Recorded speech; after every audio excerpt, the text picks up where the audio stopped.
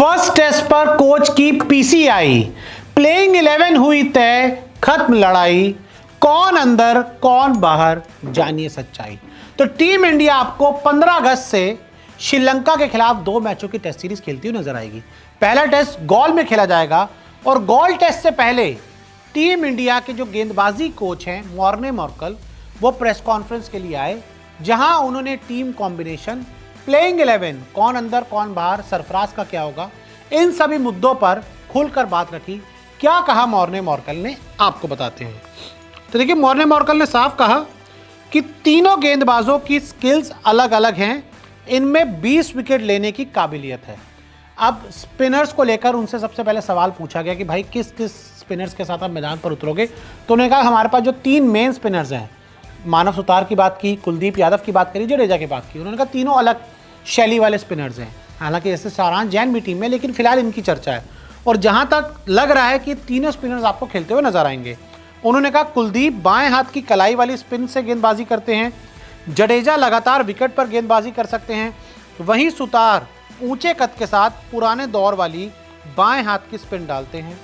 फिर उन्होंने आगे कहा गॉल की पिच पर भारत के स्पिन गेंदबाज टीम को अटैकिंग ऑप्शन देते हैं। देखिए, श्रीलंका में इस समय बहुत ज़्यादा गर्मी पड़ रही है और अगर जब गर्मी ज़्यादा होती है तो ऐसे में स्पिन गेंदबाजों को मदद ज़्यादा मिलती है। और श्रीलंका तो हमेशा से इतिहास रहा है कि स्पिनर्स का यहाँ पर बोलबाला रहता है। तो ऐसे में इंडियन टीम को इस मैच में जो अटैक करना है वो स्पिनर्स के साथ ही आप अटैक कर सकते हैं। फिर उन्होंने कहा मैच आगे बढ़ने के साथ पिच पर स्पिनरों को मदद करेगी। यहाँ खेले गए मैचों पर नज़र डालें तो 3 स्पिनरों के साथ जाना सही लगता है। यानी कि उन्होंने क्लियर कर दिया कि 3 स्पिनर्स के साथ टीम इंडिया इस मैच में उतरेगी। और 3 स्पिनर जो होंगे, एक कुलदीप यादव, एक रविंद्र जडेजा और तीसरे मानव सुतार आपको नजर आ रहे हैं। सारांश जैन को शायद अभी थोड़ा सा वेट करना पड़ सकता है। और फिर उन्होंने कहा मोहम्मद सिराज के साथ एक और तेज गेंदबाज खेल सकता है। प्रसिद्ध गुरनूर में जो प्लेइंग 11 में होगा वो जिम्मेदारी निभाएगा। यानी कि तेज गेंदबाजी में बुमराह बाहर हैं, तो ऐसे में मोहम्मद सिराज आपके नंबर 1 गेंदबाज बन जाते हैं और मोहम्मद सिराज आपको खेलते हुए नजर आएंगे।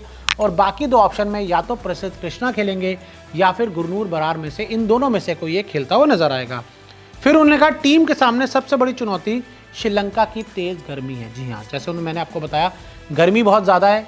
एक तो गेंद स्पिनर्स को मदद करेगी और साथ ही दूसरा क्रीज पर खड़ा होना बहुत मुश्किल हो जाता है जब इतनी तेज़ गर्मी होती है। सोचिए 90 ओवर आपको फील्डिंग करनी है, गेंदबाजी करनी है, तेज़ धूप में खड़े रहना है, क्रैम्प्स आ जाते हैं, ऐसे में आपको इश्यूज़ हो जाते हैं।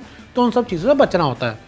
तेज़ गेंदबाज के लिए 20 से 30 ओवर के बाद गेंद नरम हो जाएगी। उन्होंने कहा कि जो तेज़ गेंदबाज हैं, जब सॉफ्ट गेंद है वो 20 से 35 ओवर के बाद नरम हो जाएगी। तो ऐसे में इंडियन टीम एक नई टेस्ट सीरीज़ का आगाज़ कर रही है। और जहाँ तक प्लेइंग 11 के ऊपर बात है, आप ये मान के चलिए कि ध्रुव जुरैल ही खेलते हुए नजर आएंगे और सरफराज खान को दोबारा टीम इंडिया के प्लेइंग 11 में आने में थोड़ा इंतज़ार करना होगा।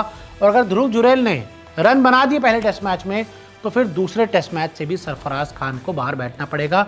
और अभी तक टीम कॉम्बिनेशन पूरी तरह से ध्रुव जुरैल के साथ खड़ा है और ध्रुव जुरैल ने पहले अच्छा किया है। तो ऐसे में उनको बाहर करने का कोई भी सवाल फिलहाल यहाँ पर खड़ा नहीं होता।